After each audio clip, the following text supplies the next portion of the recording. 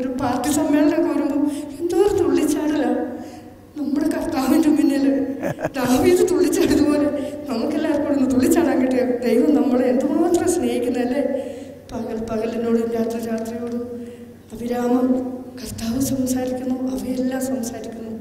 പക്ഷേ കർത്താവിൻ്റെ എല്ലാ സ്നേഹവും കർത്താവ് എത്ര മനോഹരമായിട്ടാണ് ഈ പ്രകൃതിയെ സൃഷ്ടിച്ചത്. നമ്മളെ ഓരോരുത്തരെയും കർത്താവ് ഓരോരുത്തരിൽ നിന്നും വ്യത്യസ്തരായിട്ട് പല വർണ്ണങ്ങളിലും പല നിറങ്ങളിലും പല രൂപങ്ങളിലും സൃഷ്ടിച്ച് നമ്മളെ എല്ലാവരെയും കർത്താവിൻ്റെ പൊന്നോമനകളാക്കി മാറ്റുന്ന ഈ നിമിഷങ്ങൾ നമ്മുടെ സങ്കീർത്തനം, നമ്മുടെ വിശുദ്ധ ബലിയിലെ പാട്ടുകളിലും ആരാധനകളിലും മുഴുവൻ സങ്കീർത്തനമാണ് ഒന്നുകൂടി ഒന്ന് മനസ്സിലാക്കുകയായിരുന്നു ഈ ദിവസങ്ങളിൽ.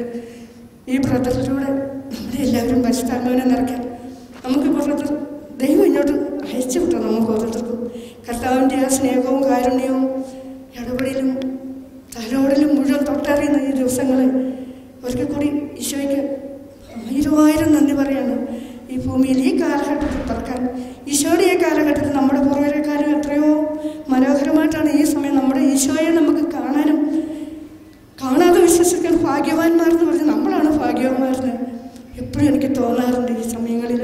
ഈശോയെ നന്ദി, ഈശോയെ സ്തോത്രം, ഈശോയെ ആരാധന.